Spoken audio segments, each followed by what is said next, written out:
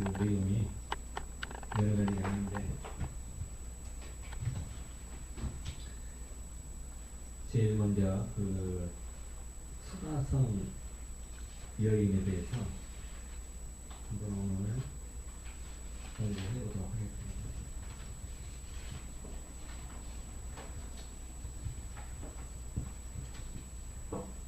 자, 우리가 수가성 여인에 대해서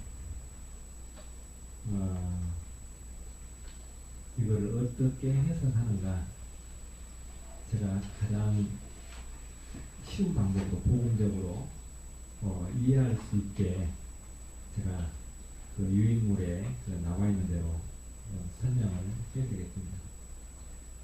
자, 예수님께서 수가성에 왜 가셨냐? 저자도 그렇게 기록하고 있습니다. 뭐라고 저자가 기록하고 있냐면, 행로가 권하여 그 우물가에 가시는 걸로 저자가 기록하고 있어요. 그런데 저는 그 저자가 말한 거라고 좀 다르게 그 성경에 써 있어요. 이 성경을 해석하는데 어떻게 해석하면 쉽냐 하면, 성경을 뒷절부터 뒤에 절부터 거꾸로 이렇게 해석해 오면 그 안에 내용이 다 보이는데, 앞에서부터 읽으면 잘 안 보여요. 그걸 오늘 우리가 한번 검토해 보도록 하겠습니다. 뒤에서부터 읽는단 말은 무슨 말이냐면은, 성경이 4장 가장 마지막 절이 42절인데 42절부터 이제 앞으로 해석이 온다, 그런 뜻이에요. 42절에는 무슨 말이 써있고 중간에는 무슨 말이 써있고 앞에는 무슨 말이 써있느냐. 그런데 앞에서부터 읽으면 그동안 들었던, 그 다음에 공부했던, 내가 알고 있던 그 상식에서 못 벗어나요. 그러면 성경에 저자가 지금 하고자 하는 말에 대해서 정확하게 우리가 알고 있는가 모르고 있는가, 이것을 오늘 우리가 한번 검토해 보는 시간이 되었으면 합니다. 제일 뒤에 보면 42절에 보면 남자들이 말을 합니다. 그 뭐라고 말하냐면은, 여인의 말로 인해서 우리가 예수를 아는 것이 아니다, 이렇게 이야기해요. 예수님과 대화해 보니까 그분이 예수라는 것을 알았다, 그렇게 이야기해요. 자, 이 말은 무슨 말이냐면은, 예수님께서 그 사마리아 성에 들어갈 때 무엇 때문에 들어가셨는가, 그 말씀을 먼저 제가 드리자면, 동네 안에 들어가기 전에 예수님께서 뭐하러 무엇 때문에 들어가는가를 말하고 있어요. 아신 분 한번 이야기해 보실래요? 그 수가성에 뭐하러 들어가시는가? 사마리아 만나라. 예? 사마리아 만나라. 여인 만나러. 여인 만나러 뭐 하기 위해서 여인 만나러? 그 간절히 그 뭐라 그럴까, 보통 여인이 아닌 것 같아요. 내가. 사마리아 여인이. 목사님 정확하게 알고 계세요. 사마리아 여인 그 동네에 들어갈 때 예수님께서는 뭐라고 말하냐면, 이 말이 굉장히 중요한데 이 말을 놓쳐버려요. 추수하러 들어가요. 추수하러 간다는 말이 성경에 4군데 써 있어요. 그런데 그 말이 뒤에 써 있기 때문에 중요하게 생각하지 않아요. 추수하러 간다는 말이 어디에 써 있느냐면은, 너희들은 넉 달이 지나야 추수할 때가 된다고 하지만 이미 추수 때가 지나서 쉬어졌다, 그렇게 이야기해요. 그러니까 뭐하러 간다는 이야기예요? 추수하러 가는 거예요. 그러면 추수하러 가면 그 안에 추수의 대상이 있다는 이야기예요. 추수의 대상은 누구예요? 사마리아. 사마리아 여인. 그 동네에 있는 사람들이 다 기해요.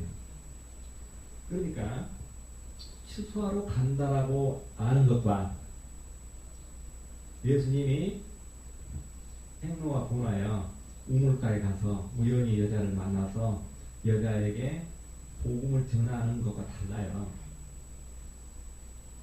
완전히 다르죠. 그런데 예수님하고 대화를 많이 해요. 그런데 뒤에서부터 우리가 보자고요. 뒤에서부터 보면 뭐라고 하냐면은 38절에 4장 38절에 이렇게 이야기합니다. 제자들이 떡을 사러 갔어요.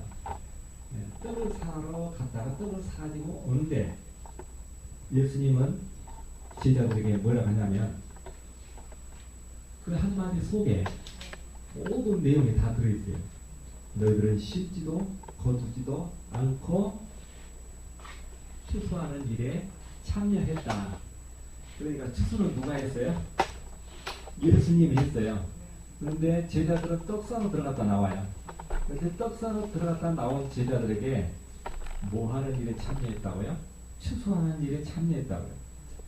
그러니까 예수님은 추수란 말을 여러 번 하고 있어요. 동네 들어가기 전에도 그 들어가는 목적이 추수하러 들어갔고, 제자들에게도 너희들은 추수하는 일에 참여했다 이야기하는 거예요. 그 다음에 이제 뒤에서부터 읽어보면 이게 중요한 이야기들이 많이 있는데 여기에 또 어떤 내용이 숨어 있느냐면 그 여인이 이렇게 이야기합니다. 예수님에게 당신들은 예루살렘에서 예배를 드리고 우리 조상들은 그리신산 그래서 예배를 드는데 그 예배 장소가 어디가 맞냐 이렇게 물어봐요. 그러면 예수님께서 뭐라고 대답하시냐면은 그 산도 아니고 예루살렘도 아니라고. 예배할 때가 왔다. 그러면서 예배의 대상은 나다 그렇게 이야기해요. 그 말씀 속에 그렇게 돼 있어요. 예배할 대상이 누구라고요? 예수님이다 그 말이에요. 그러니까 그 여인에게 예배할 대상이 바로 여기 와 있다라고 지금 말씀하는 거예요. 그 다음에 이제 더 중요한 것은 그 여인이 뭐라고 이야기하냐면은 앞으로 메시아가 오시면 그날과 그때를 우리에게 이르리라 이렇게 이야기해요. 뭘 이룬다고요? 그날과 그때. 그러니까 예수님께서 지금 그 여인을 만났는데 예수님이 그 여인을 왜 만나러 갔는가를 이 말 속에 들어있어요. 그 여인이 뭐라고 하냐면은 앞으로 메시아가 오면은 그 메시아가 왔잖아요. 그날과 그때를 우리에게 이르리라. 그러니까 그 여인은 예수를 믿고 있어요? 안 믿고 있어요? 믿고 있어요. 기다리고 있어요? 안 기다리고 있어요? 기다리고 있어요. 그럼 예수님은 믿고 기다린 추수의 대상이 그 여인을 만나러 가신 거예요. 우연히 만나는 것이 아니죠. 여기까지 보니까. 그래서 그 다음에 이제 결론은 뭐냐면은 예수님이 이렇게 이야기합니다. 그 여인에게 네가 지금 말한 그가 바로 나다 그래요. 그러면 그 여인과 예수님의 그 관계는 기다린 사람이고 여자는 예수님은 기다린 자를 만나주러 가는 예수님이셔요. 그러니까 예수님과 그 여인의 관계는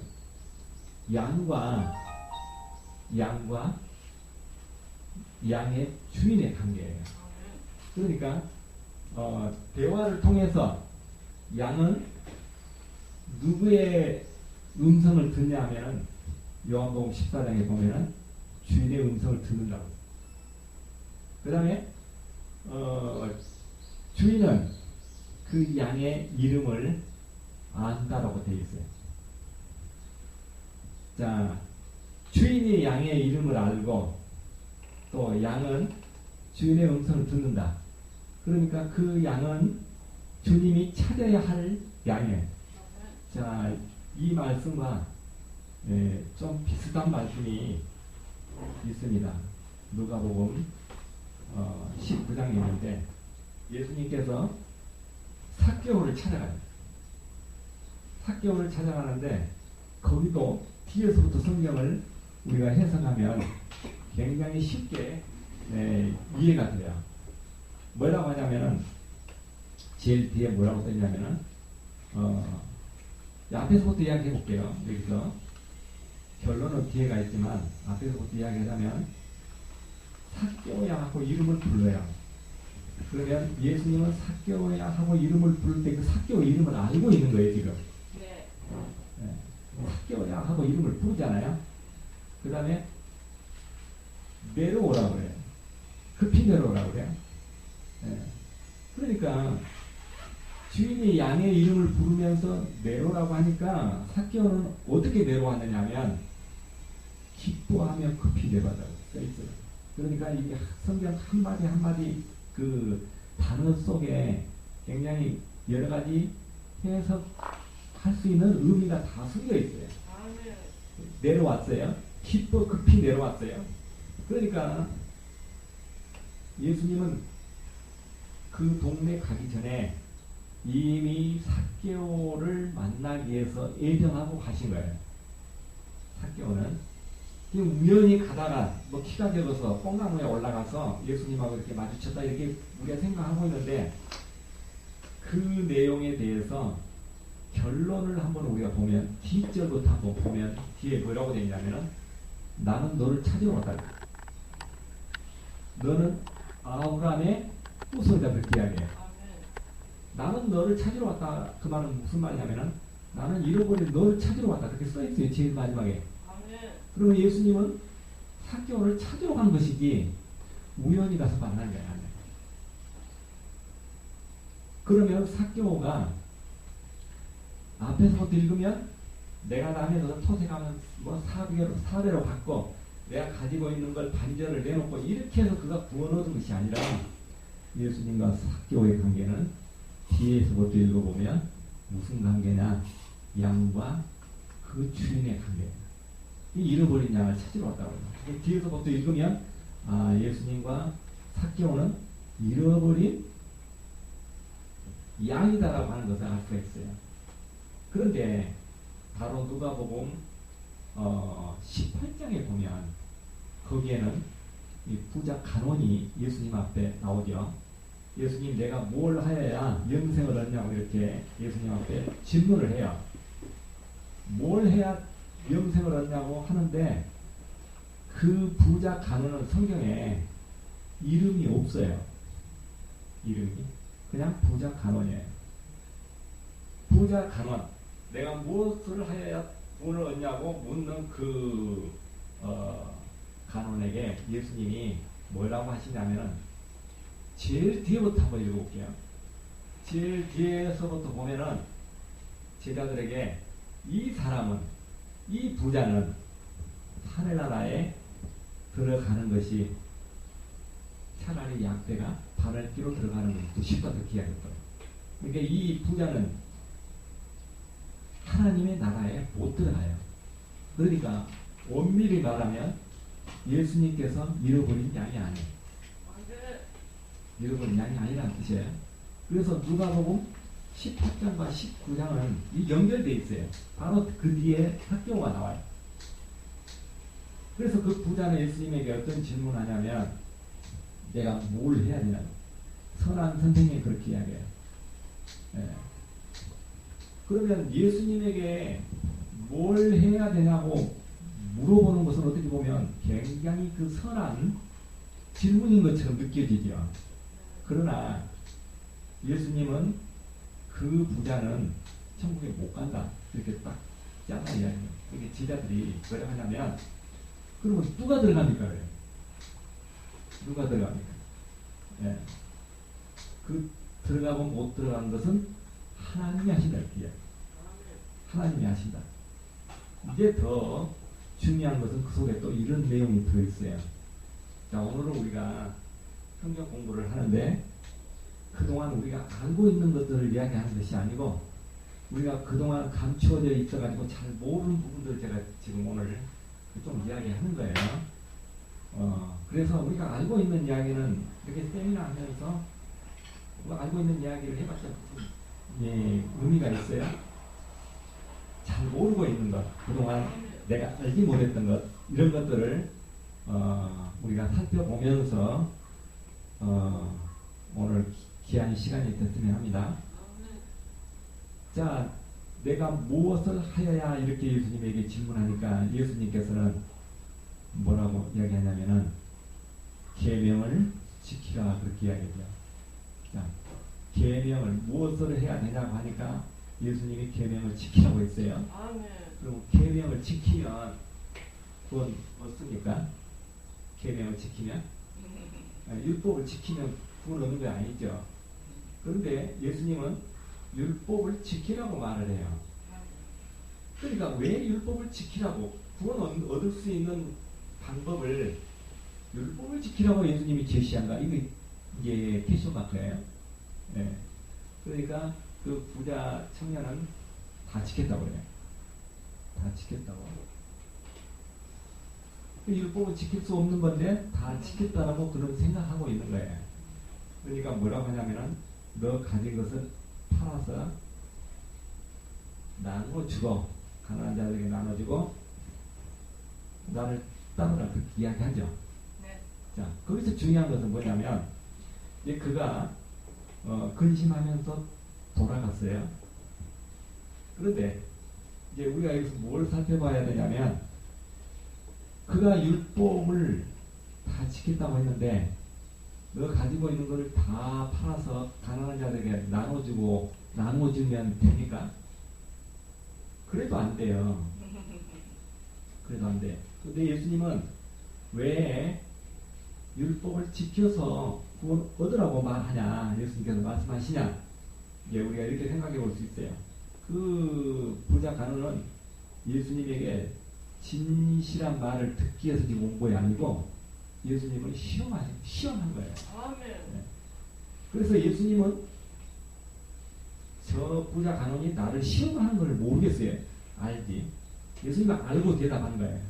그러니까 너는 지금 계명을 지켰다고 그러는데 그 율법사 뭐예요? 율법을 가르치는 선생 아닙니까? 율법을 지켜서 구원 온다라고 가르치는 사람 아니에요. 율법사가 이렇게 질문하니까 예수님께서는 너희들은 이렇게 가르쳐서 구원 온다고 가르치지 않냐? 그러니까 그 사람이 생각한 그대로 예수님이 이야기를 한 거예요. 그래서 이제 근심하면 돌아갔죠. 그런데 이와 비슷한 내용이 누가복음 10장에도 있어요. 거기도 똑같이 율법사가 예수님에게 와서 선생님, 선한 선생님, 내가 뭘 해야 구원하냐고 질문해요. 그러니까 예수님께서 뭐라고 기록되어 있느냐 경에 그러니까 힘을 다하고 목숨을 다하고 성경에 있는 말을 그대로 외워서 예수님에게 이렇게 하라고 했습니다. 내 이웃을 내 몸과 같이 사랑하라고 했습니다. 그러니까 예수님이 뭐라고 말씀하시냐면은 네 말이 옳다 그렇게 이야기해요. 그러니까 예수님은 그렇게 해서 구원 얻는 것이 아닌데 내 말이 옳다 이렇게 이야기합니다. 그 다음에 행하라 그래요. 행할 수 없는 걸 또 행하라 그래요. 그 다음에 뭐라고 하냐면 그러면 살리라 그래요. 그러니까 옳지 않는 것을 옳다고 그러고 행할 수 없는 것을 행하라고 그러고 살 수 없는데 살 수 있다고 이렇게 예수님은 이야기해요. 근데 이게 난해 구절 아닙니까? 이 말이 무슨 말인가? 이제 그 청년이 이렇게 이야기합니다. 자기를 높이 보이려고 좋게 보이려고 내 이웃이 누구입니까? 그런 거. 그러니까 예루살렘에서 여리고로 가다가 강도 만나 그 이야기를 해줘요. 그러면 이웃이 누구란 건 나와 있어요. 그러면 예수님께서 천국을 가는 문제는 이렇게 강도 만난 사람에게 죽어간 사람을 도와주는 것이 구원 얻는 것이다라고 이렇게 말한 내용이냐고요. 그 말이. 그 말도 굉장히 지금 여러 가지로 우리가 생각을 하는데 여기에 비밀이 숨어 있어요. 네.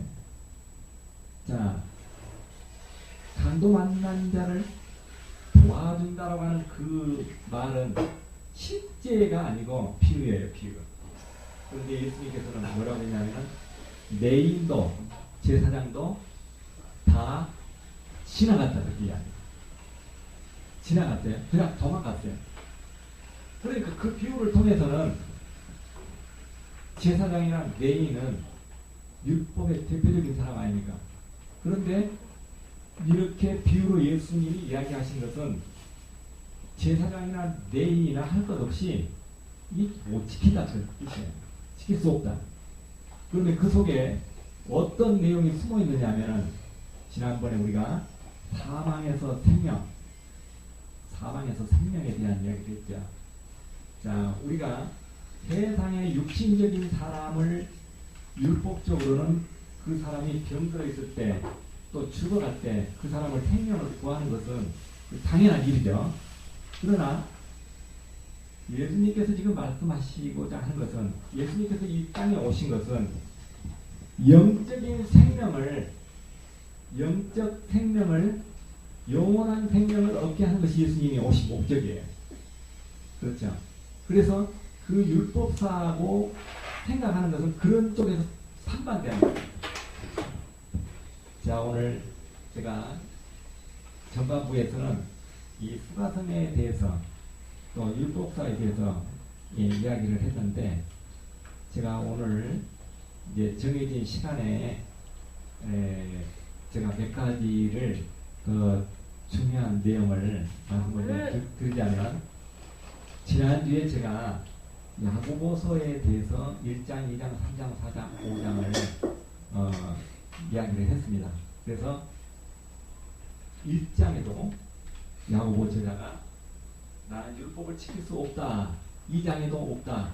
3장에도 없다. 4장에도 5장에도 다 똑같이 그렇게 기록이 되어 있다고 제가 이야기했는데 야고보서 1장에는 어떤 말이 있어서 야고보가 율법을 지킬 수 없다고 말한 것이냐. 1장에 이런 말이 있어요. 혀의 재갈을 물리지 아니하면 아멘. 경건에 이를 수 없다. 아멘. 하나님의 경건에 이를 수 없다. 그렇게 이야기해요. 그러면 사람의 혀에 재갈을 물릴 수 없기 때문에 사람은 내가 노력해서 스스로 하나님 앞에 경건할 수 없다는 그런 이야기예요. 아멘. 1장부터 저자는 이렇게 이야기하고 있어요. 2장은 우리가 다시 한번 복습한다는 의미에서 2장은 뭐라고 하냐면은 저자 자신도 야고보 자신도 율법을 지킬 수 없다 그렇게 이야기해요. 온 율법을 지키다가 하나라도 못 지키면 다 못 지킨 것이 된다 그러죠. 그러면은 야고보 자신도 사람이기 때문에 야고보도 포함된다 그렇게 이야기했어요. 지난번에. 그 다음에 3장에는 그럼 뭐라고 그러냐. 3장. 네. 3장에는 혀는 길들일 수 없다. 모든 곤충과 짐승들은 길들일 수 있는데 이 혀는 길들일 수 없대요. 그럼 길들일 수 없으면은 이 혀를 가지고는 우리가 하나님의 나라에 의해 열매를 맺을 수 없다. 그런 뜻이에요. 그러니까 3장에서 완전히 이렇게 정리를 했고 그 다음에 만약 우리가 내가 노력해서 내가 스스로 하나님의 나라의 열매를 맺을 수 있다면 야고보서는 뭐라고 정리를 하고 있냐면은 저자는 무화과 나무에서 포도를 따는 것과 마찬가지다. 그렇게 불가능하다는 이야기예요. 그 다음에 선을 알고도 행치 않으면 죄니라 이렇게 이제 4장에 이렇게 이야기했어요. 이 말이 무슨 말이냐면 선이 뭘까요? 선. 하나님이라는 거 선. 네. 하나님을 알고 믿는 거. 오케이.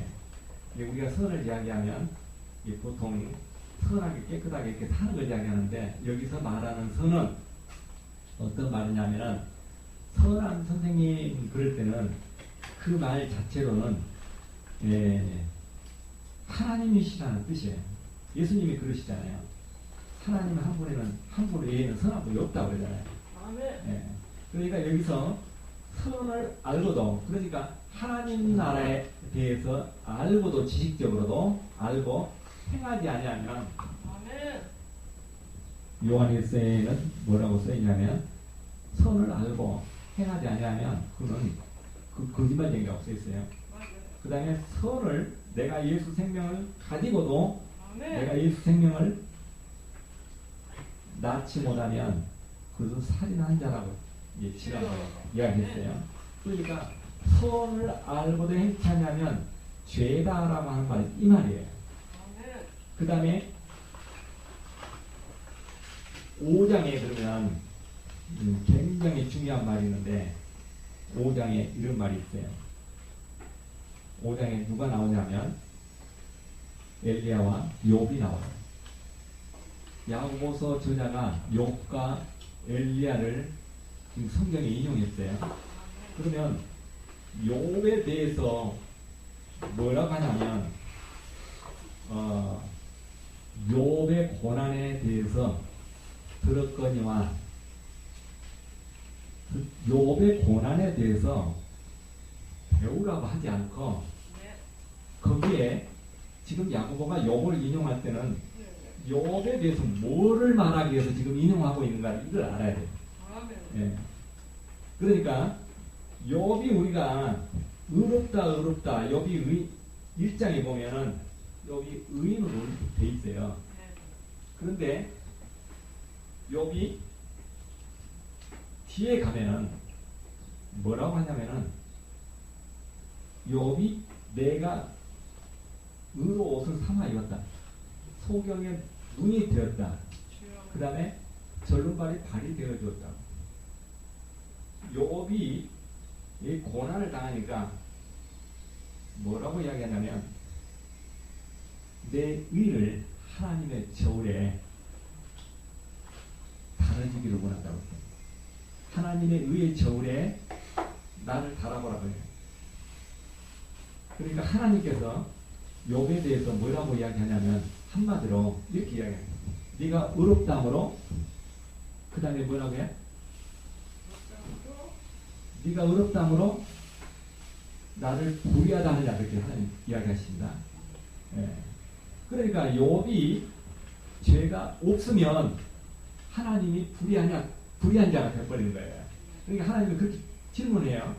그 다음에 또 한마디를 하시는데 뭐라고 하냐면 네가 의롭다므로 내가 너를 지금 심판하고 있는데 심판을 폐하려느냐 이렇게 이야기해요. 그러면 욥은 결과적으로 하나님이 지금 말씀하신 이 내용 속에는 욥은 죄인으로 지금 정의하고 있는 거예요. 그 다음에 욥은 뭘 받고 있대요? 심판을 받고 있대요. 그러면 이 야고보 저자가 욥을 여기 인용할 때 욥에 대해서 욥이 의이다, 욥처럼 살아라 이런 뜻으로 여기다 인용한 것이 아니고 욥은 죄인이다 그래요. 죄인. 그런데 여기서 뭐라 하냐면은 욥에 대해서 욥의 결말을 우리가 알고 있어요. 그는 하나님께서 죄인이라고 그를 불의한 자라고 하나님께서는 심판했어요. 이 욥이 이제 나중에 가서 회개하는데 죄가 없으면 회개하겠어요? 죄가 있으니까 회개하죠. 그런데 욥에 대해서 야고보는 뭐라고 하냐면 긍휼과 자비로 그를 회복시켰다라고 써 있어요. 이 말을 하기 위해서 야고보 저자는 욥을 지금 거론한 거예요. 그 다음에 5장에 보면은 또 엘리야가 나와요. 엘리야가 나왔는데 많은 설명이 없어요. 그러면 엘리야는 어떤 인물이에요? 여기에 짝을 죽인. 네? 아들 죽였잖아. 엘리야가 여기 야고보서에 왜 등장했을까? 네, 이렇게 여러 가지로 생각할 수 있는데 제가 볼 때는 이렇게 생각해요. 엘리야가 식물을 위해서 자, 비가 오지 않으면 식물이 열매 안 맺죠. 그런데 성경이 우리 앞에 선 사람이로되 그가 기도하니까 비가 내렸어요. 그러니까 비가 내리면 열매가 맺어지는 거죠. 열매가. 그러면 우리 인간은 이 식물의 이 열매보다 우리 천국은 하늘나라의 열매를 맺는 데가 간다겠잖아요. 그럼 우리가 하늘나라의 열매를 맺어야 되는데 우리가 하늘나라의 열매를 맺기 위해서는 식물의 열매를 맺기 위해서도 하나님이 그 기도를 들어주시고 비를 주시는데 우리 생명을 이 하나님의 나라의 열매가 되기 위해서 우리가 병들거나 이게 문제가 생기면 안 되잖아요. 그래서 거기에 보면은 이 장로들을 불러다가 병들었을 때 기도하라고 이렇게 돼 있어요. 그리고 오늘 성경에 보면 아까 좀 전에 이야기했듯이 강도 만난 사람이 누군가 도와줘야 되듯이 우리는 이 세상에 마귀에게 매여 있는 사람들을 누군가가 정상적인 건강한 사람이 그 사람 마귀에게 이렇게 꺼내 가지고 그 사람을 천국 생명을 얻게 하는 것이 지금 예수님께서 말씀하신 그 좋은 내용에 우리에게 제시하는 거예요. 그래서 우리는 지금 영적 생명 이것이 중요한 거예요. 지난번에도 말씀드렸지만 우리가 하나님의 생명에 관한 이야기를 하면서 내 안에 예수 생명이 없으면 내가 내 몸을 불사하게 내어줘도 소용이 없다고 그랬잖아요. 그 다음에 또 내 가진 것을 다 팔아서 나눠줘도 소용이 없어요. 그러니까 불사하게 내어줘서 희생해도 소용이 없고 그러니까 또 내 가진 것을 다 나눠줘도 소용이 없고 오직 중요한 것은 내 안에 생명이 있어야 된다고 했어요. 그러니까 이 생명을 얻게 하는 일 외에 강도 만난 자를 도와서 고쳐주는 것도 물론 육신적으로는 중요하지만 예수님께서 우리에게 그 내용을 비유로 말씀하신 것은 영원한 생명을 얻게 하는데 이 세상적으로는 이렇게 해야 생명을 얻게 하는 것인 것처럼 우리는 영원한 생명을 얻게 하는데 우리는 이렇게 하는 삶을 살아야 된다고 하는 것을 우리에게 제시한다라고 저는 생각합니다. 맞습니다. 자, 여러분들이 갖고 계시는 그 유인물 하나 볼까요? 그 내용 중에 어떤 내용이 있냐면 우리 조상들의 말 이거 있죠. 여러분들 갖고 계시는 그 교회문 중에 자 오늘은 우리가 그 어떤 내용에 더 깊이 들어가는 것보다 오금적인 것 사망에서 생명으로 이렇게 옮기는 일에 대해서 좀 깊이 지금 연구해 보고자 합니다. 여러분에게 갖고 계신 것 중에서 사망의 생명은 53번도 있죠. 53번 그거 뭐냐 보세요. 그걸 보면 이제 아브라함부터 나 다말 이렇게 해가지고 한 20명을 제시해놨는데 자 이 사람들을 통해서 어떤 상황에서 이분들이 사망 가운데 있다가 어떻게 생명으로 옮겼는가를 이렇게 한 줄로 요약해 놨어요. 그러면 이 내용을 보면 우리가 많은 그 아이디어를 얻게 돼요. 우리가 물론 성령께서 인도하시고 우리에게 깨닫게 하시고 생각나게 해 주시죠. 그런데 우리가 노력함으로써 다른 사람에게 이것을 알게 해서 그 지식을 우리에게 얻게 하는 것도 똑같은 방법이라고 생각합니다. 그래서 내가 누구를 만난 것도 굉장히 중요하고 어떤 시간에 어디서 어떤 내용을 들었느냐 이 정보 굉장히 중요하죠. 이 정보를 내가 잘 활용하면 살 수도 있고 정보를 그냥 소홀히 해버리면 이게 문제가 될 수도 있고 그렇죠. 제일 위에 한번 봅시다. 다윗이라고 나오죠. 그 사망 가운데 있는 내용을 한번 읽어볼래요? 시작. 군대방 행들매에 군대 간 형들을 면회했어요. 면회 가니까 골리앗이 있죠. 그런데 면회 갔는데 다윗이 그 상황에서 어떻게 생각을 하냐면, 형들이 세 사람이나 군대에 있는데 다윗도 군대에 지원해요. 그러면은 어떻게 보면 이게 사망에서 생명으로 하는 그 내용을 좀 설명하려고 그래요. 그러면 다윗이 군대에 가가지고 거기에 그 골리앗하고 싸워야 되겠다라고 언제 마음으로 결정했을까요? 그 골리앗이 막 이스라엘을 막 욕을 하고 그러니까. 그렇게 생각하죠. 그렇게 생각할 거라고 생각하고 물어본 거예요, 제가. 자, 제가 볼 때는 성경에 이렇게 써 있어요. 자, 제가 하는 말이 이제 맞는가 틀린가 이런 거 한번 보세요. 어떤 말을 할 때는 반드시 증명을 해줘야 돼요. 성경에서 그 내용을 증명이 안 되면 그 말이 맞는가 틀린가를 다른 사람이 확증을 못 줘요. 자, 제가 볼 때는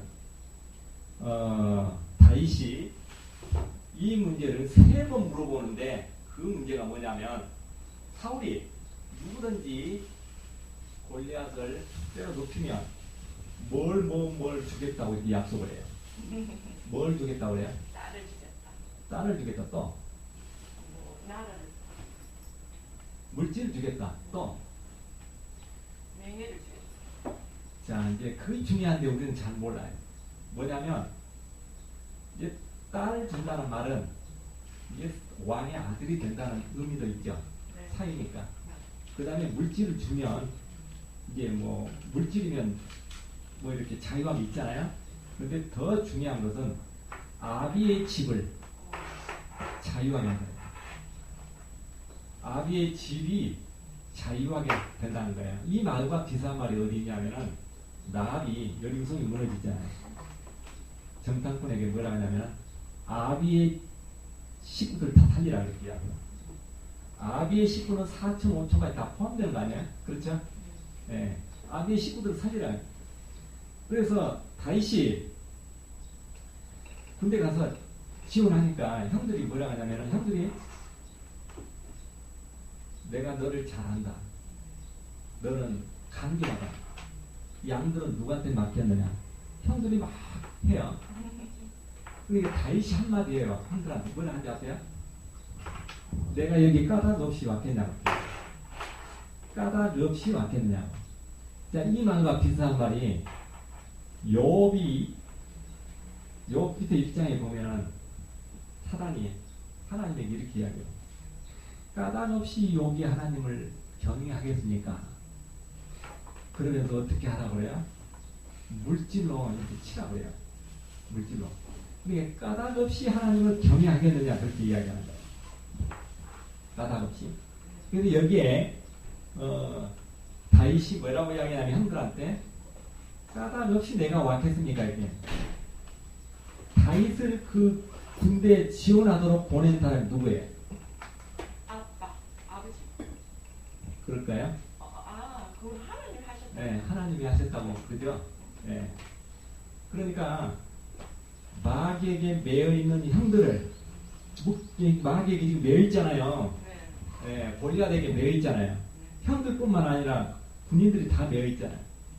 그런데 지금 형들을 살려야 된다는 말은 어떤 이야기냐면은, 사망 가운데 있는 형들을, 이웃들을 생명으로 옮겨야 되잖아요. 다윗이 그 일을 한 거예요. 그런데 옵션은 누가 걸었어요? 사울 왕이 걸었다고 그랬죠. 그 옵션은 저도 하나님이 걸었다고 해요. 하나님. 자, 우리가 바로 왕을 하나님이 사용했어요. 악한 자로 사용했어요. 그러니까 사울에게 지금 옵션을 걸어서 다윗에게 지금 관심을 갖도록 하는데, 다윗이 이 옵션에 마음이 같다고 하는 것을 뭘로 증명할 수 있느냐면, 뭘로 증명합니까? 자, 증명을 항상 하라고 그랬지, 제가. 뭘로 증명이 돼요?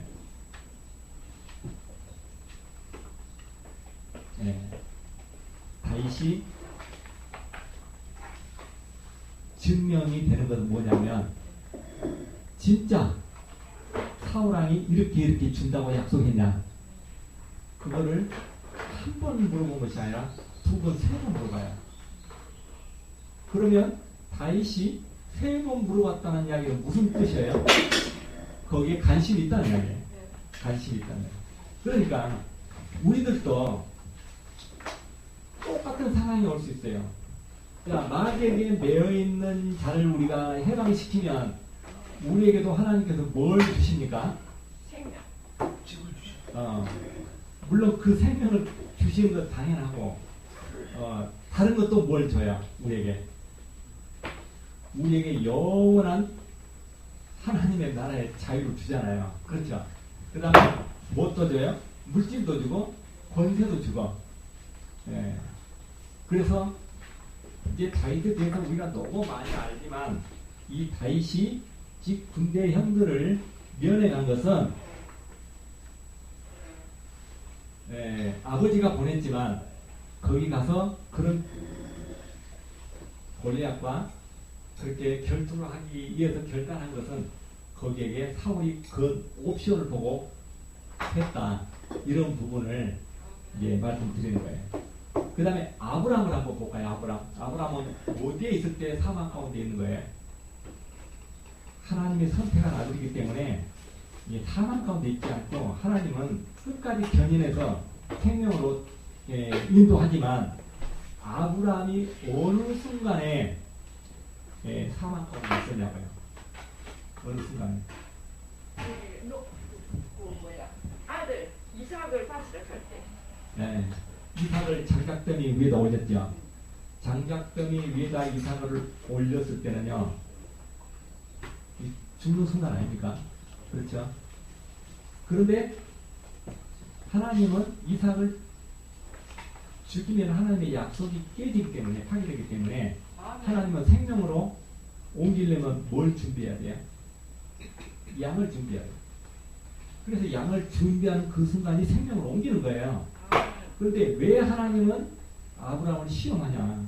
그 시험한 것에 대해서 일반적으로 우리가 저는 이렇게 이야기합니다. 제가 여기서 이야기하는 내용은 어떤 말씀 선포가 아니라 성경에 대해서 나는 이렇게 본다. 그동안 우리가 잘 보지 못하고 깨닫지 못했던 내용들을 제가 이제 정리해서 공부하자고 하는 거예요. 여러분들이 아는 내용도 있고 모르는 내용도 있고 그래요. 이해가 안 가는 것은 빨간 줄 쳐놓고 그냥 그대로 놔두면 돼요. 그건 일부러 그냥 이해하려고 하지 마세요. 네. 그래서 아브라함을 시험한 것은 아브라함이 하나님과 약속을 했지만 그가 이삭을 준다는 것 안 믿었잖아요. 믿었어요? 안 믿었어요? 99세 안 믿었어요? 그런데 로마서 4장 19절에는 바울은 뭐라고 썼어요? 믿었다고 썼어요. 그러면 그건 뭐예요? 누가 틀린 거예요? 안 믿었는데 로마서에서는 4장 19절에 태가 죽은 줄 알고도 믿었다고 썼어요. 근데 굉장히 중요한 건데 이런 부분을 놓쳐버려요. 그런데 이것을 일치를 못 시키면 바울이 이게 잘못 말한 것이 돼버려요. 그런데 제가 이제 여기에 바울뿐만 아니라 아브라함뿐만 아니라 아브라함의 부족한 부분을 사라가 채워주고요. 이삭이 부족한 부분을 리브가가 채워주고 그 다음에 야곱이 부족한 부분을 레아가 채워줘요. 그 다음에 유다가 완성을 시키는데 하나님은 그 여인들을 통해서 완성을 시키는 걸 볼 수 있어요. 중요하죠? 들어보니까 그러면 지금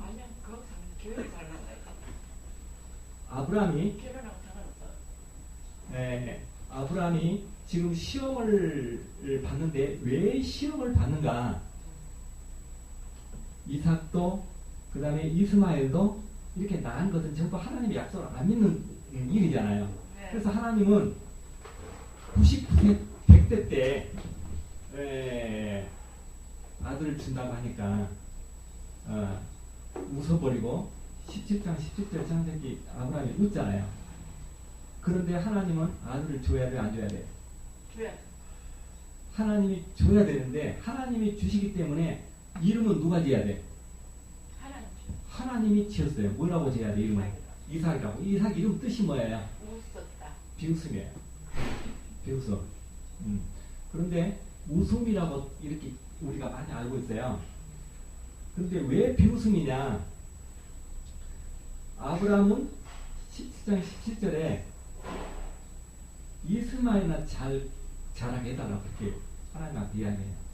그거 안 믿는 거 아니에요? 근데 하나님은 일방적으로 아들을 주셔요. 그리고 뭐라 하냐면 내년에 이맘때 사라에게 아들이 있으래요. 아들을 낳는다고 해요. 그리고 언약을 이삭과 세운다고 그렇게 이야기해요. 이게 아브라함이 거기서 배제돼요.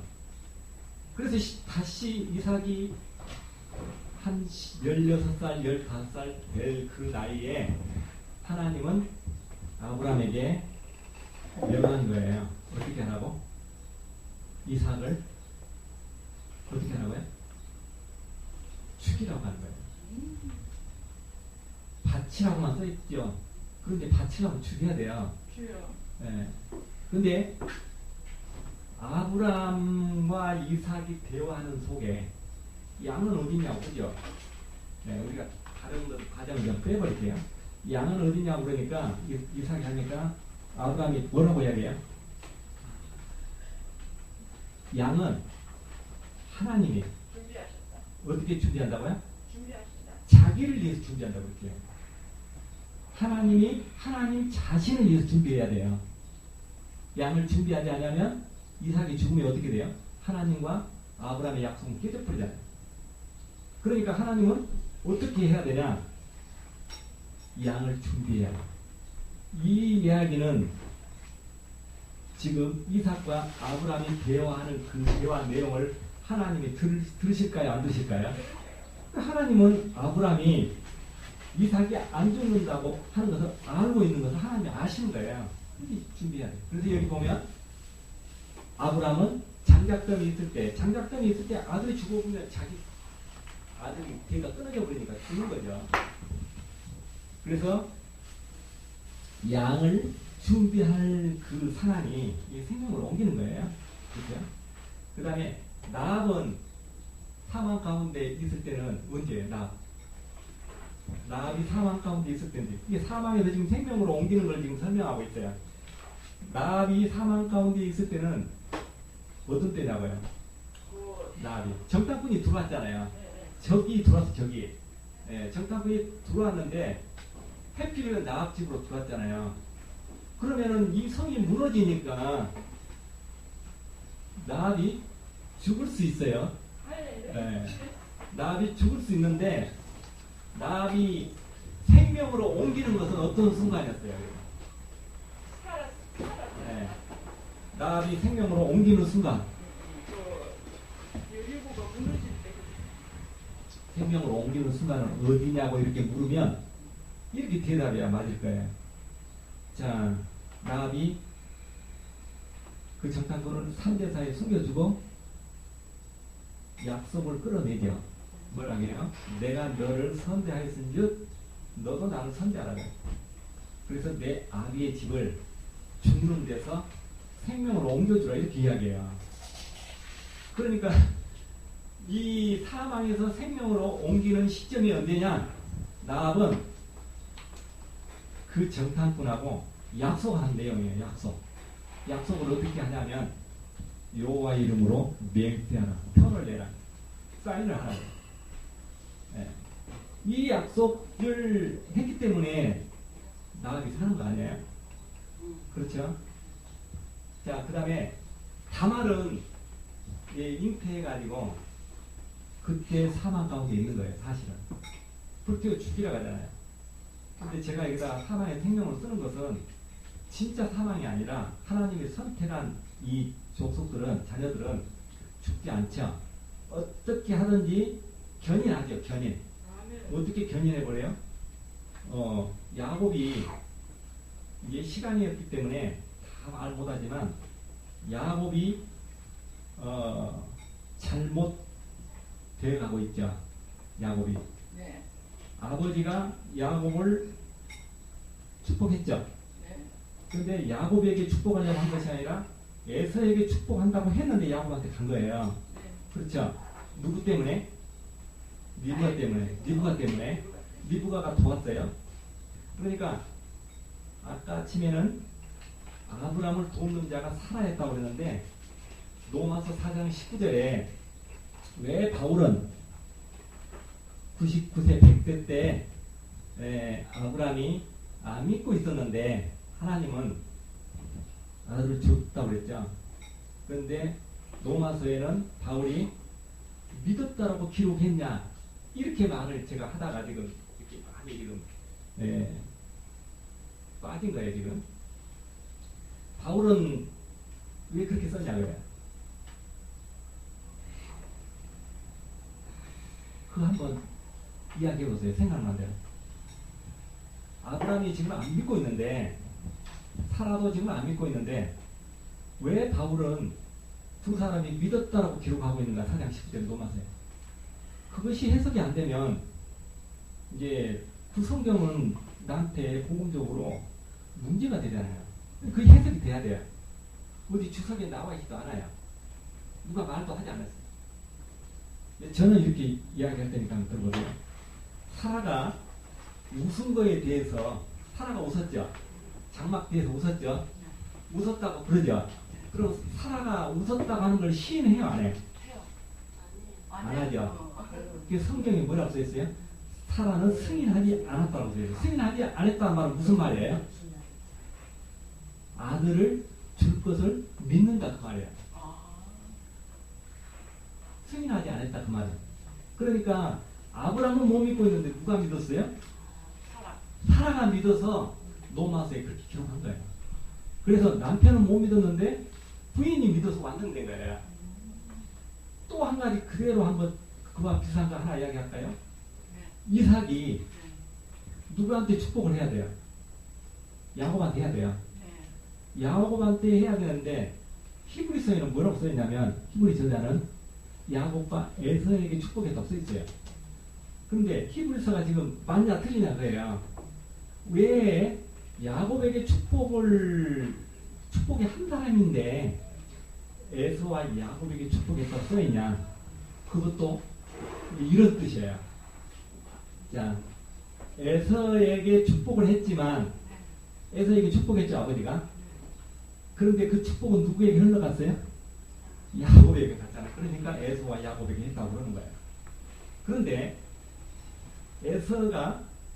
에서에게 축복하는 것이 이삭이 맞아요, 틀려요? 저기 그거를 해야 되는 건데 하나님으로서는 야곱한테 해줍니다. 자, 야곱한테 해야 된다고 하는 것이 언제 결정됐어요? 태중에 있을 때 결정됐잖아요. 태중에 있을 때 결정됐으면 하나님의 뜻은 야곱에게 해야 되는 거예요. 그래서 야곱한테 해야 되는데 남편 이삭이 에서한테 하려고 하니까 리브가가 남편을 속여서 야곱에게 가게 한 거예요. 그게 잘한 거예요, 못한 거예요? 지난주에도 제가 물어봤어요. 잘한 거죠. 네, 그게 잘한 거예요. 그러니까 리브가가 남편을 도와서 하나님의 약속대로 축복을 야곱에게 가게 한 거예요. 아멘. 그러면 리브가가 남편을 도왔죠. 네. 그러면 야곱은 문제가 뭐가 있냐면은 야곱이 장자 축복을 받았죠. 네. 그런데 그가 축복을 누렸어요, 못 누렸어요? 20년 동안 도망다녔잖아요. 네. 그랬죠. 그러면 그 장자 그동안 누가 된 거예요? 에서가 누리고 있는 거죠. 그런데 아버지는 이렇게 이야기하죠. 이삭은 에서가 와가지고 남은 복은 없냐고, 남겨놓은 복은 없냐고. 그러니까 아버지 이삭이 뭐라 하냐면 앞으로 너희들의 형제에 주는 야곱이 된다고 이야기해요. 그 다음에 앞으로 곡식과 포도주는 누가 공급한다? 야곱이 공급한다 그렇게 이야기해요. 그러면은 그 집의 장남은 누구예요? 야곱이 돼야 되는데 야곱은 스스로 도망가서 10여일만 있다 오라 그랬는데 며칠간만 있다 오라 했는데 몇 년 만에 와요? 20년 만에 갔다 온 거예요. 왜 못 와요? 에서가 죽일까 해서 두려워서 못 온 거예요. 그거이 어떤 믿음이에요? 하나님은 야곱을 선택했는데 하나님이 선택하지 않는 에서가 나를 죽일 수 있다고 생각하는 것이 그것이 하나님을 안 믿는 거예요. 지금 문제가 있잖아요. 돌아오면서 20년 만에 돌아오면서도 뭐라고 하냐면 내 형 에서가 나를 죽일 것 같으니까 얼마나 짐승을 준비해요? 약대 소 해가지고 550마리 정도 준비해요. 그럼 550마리는 얼마 정도 되냐면 정주영 회장이 북한에 갖고 간 그 소가 550마리예요. 주여. 그렇게 많은 양이에요. 그러면 그 물질을 갖다가 형한테 줘야 돼, 안 줘야 돼? 줘야 돼. 안 줘야 되는 거예요. 안 줘야 돼요. 왜 줘야 돼요? 고생해갖고 사기당하고 삼촌한테 그 어렵게 해서 가져온 물질을 왜 형한테 줘야 돼요? 왜 준 거예요? 죽을까 해서 준 거예요. 죽을까. 그러니까 아브라함이 죽을까 해서 마누라를 팔았죠. 네, 그죠? 이삭도 죽이라겠죠, 하나님이. 그래서 양을 준비했죠. 그거 다 경험했잖아요, 이삭도. 그런데 태중에서 야곱과 에서가 싸워요. 왜 싸우냐고 물어보니까 두 민족이다. 이렇게 이야기했죠. 그 다음에 야곱이 형님 동생을 사귀다 그렇게 이야기했어요. 이미 결정을 이 뱃속에서 했어요. 그래서 로마서 바울은 이 사건에 대해서 뭐라고 이야기하냐면 낳기도 전에 선과 악을 행하기 전에 하나님은 선택했어요. 그러니까 무슨 말이냐면은 낳기 전에 선과 악을 행하기 전에 그러니까 이 에서와 야곱이 서로 싸우고 팥죽을 갖고 팔고 사고 하기 전에 하나님은 선택했어요. 그런데 히브리서 기자는 왜 히브리서에 또 이렇게 썼어요. 에서가 식물 한 그릇에 만명되게 장자권을 팔았다 그렇게 써 있어요. 히브리서에 팥죽 한 그릇. 이게 팥죽 한 그릇에 히브리서는 식물 한 그릇이라고 써 있어요. 예, 팔았다 그래요. 그러면 그렇게 했기 때문에 에서가 장자가 못됐다라고 그 문자적으로 보여요. 그런데 히브리서 기자가 바보예요. 그것도 모르고 그 히브리서를 기록했겠냐고요. 이게 로마서의 바울이나 히브리서나 야고보서나 그 다음에 요한복음의 요한이나 요한일서의 요한이나 다 똑똑한 사람들이에요.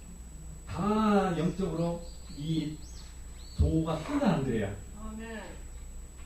그래서 기록할 때는 문제가 있게 기록한 거 아니에요. 우리가 그 문제 있게 지금 읽는 거예요.